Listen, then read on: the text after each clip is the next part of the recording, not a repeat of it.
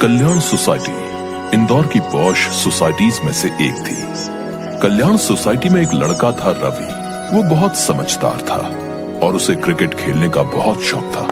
रवि की सोसाइटी के बराबर में एक दीवार थी और दीवार के उस पार एक बस्ती थी जहां कोई जाना पसंद नहीं करता था और दूसरों को भी वहां जाने से मना किया जाता था क्योंकि दीवार के दूसरी तरफ बहुत गंदगी फैली हुई थी, जिसके कारण सोसाइटी वाले उस दीवार की तरफ बच्चों को जाने से मना करते थे।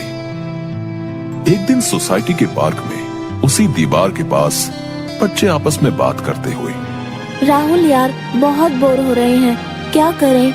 यार इन पूरी गर्मियों की छुट्टियों में ना तो हम कहीं घूमने गए और ना ही कोई क्लासेस ली। हाँ यार सही कह रहे हो, चलो क्रिकेट ही खेलते हैं। हाँ सही कह रहा है, चलो वही खेलते हैं। सभी लोग क्रिकेट खेलने लग जाते हैं। क्रिकेट खेलते खेलते अचानक रवि की बॉल उस दीवार के पार चली गई। नहीं रुको, मैं अभी आता हूँ। रवि उस दीवार से कूदकर बस्ती की तरफ जाता है और जैसे ही वो उस दीवार की तरफ पहुंचता है तो देखता है कि वहां जगह जगह गंदगी का ढेर लगा हुआ है। चारों तरफ बस गंदगी ही गंदगी है। अरे यहाँ तो कितने गंदे लोग रहते हैं, हर तरफ बस गंदगी ही गंदगी है और यहाँ के लोग भी यहाँ की सफाई नहीं करते, बहुत गंदगी है यहाँ तो। तभी वहां एक आदमी आता है। अरे अरे कौन हो तुम और यहाँ क्या करने आए हो? चले जाओ यहाँ से, हमें अपने घर वालों से गालियाँ सुनवाओगे? चलो भागो यहाँ से। अंकल मैं बगल वाली सोसाइटी में रहता हूँ, मेरी बॉल यहाँ आ गई थी, मैं वही लेने आया था। लो और जाओ यहाँ से और वापस मत आना, चलो जल्दी करो। रवि इधर उधर बॉल ढूंढता है और झट से अपनी बॉल उठाता है और वापस अपनी सोसाइटी चला जाता है। अरे रवि आ गया तू? हाँ यार तुझे पता है उस दीवार के पीछे कितनी गंदगी है।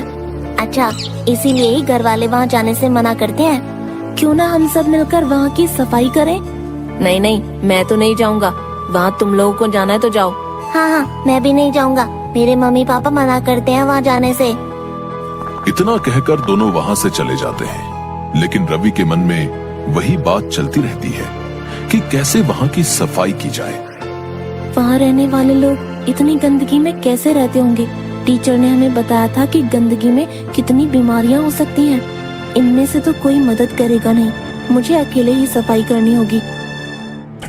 रवि अपने घर से झाड़ू उठाता है और चुपके से छुपकर झाड़ू दीवार के उस पार फेंक देता है और फिर खुद दीवार पर चढ़कर दूसरी तरफ चला जाता है। जैसे ही वहां पहुंचकर काम करना शुरू करता है तो वहां एक औरत आ जाती है।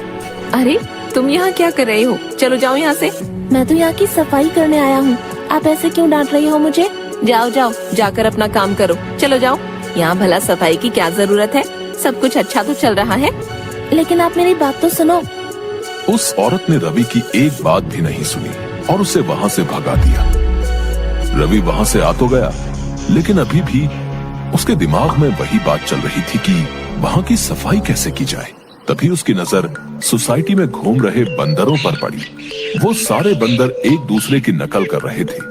उन्हें देखकर रवि के दिमाग में एक सुझाव आया कि वो बंदरों की हेल्प से यहाँ सफाई कर सकता है और वो बंदरों को अभ्यास कराने लगा। कभी वो डांस करता, कभी वो केले फेंकता, कभी गेंद फेंककर उन्हें लाने को कहता। इस तरह अब वो बंदर वही कर रहे थे जो रवि करता था। अरे वाह, ये बंदर। उसने चोरी छुपे सोसाइटी के सब घरों से झाड़ू इकट्ठे कर लिए और दीवारों के दूसरी तरफ फेंक दिए। उसके बाद रवि बंदरों के सामने गया और रवि की खूब प्रशंसा की, क्योंकि उन लोगों को अच्छे से समझ आ चुका था कि हम सब मिलकर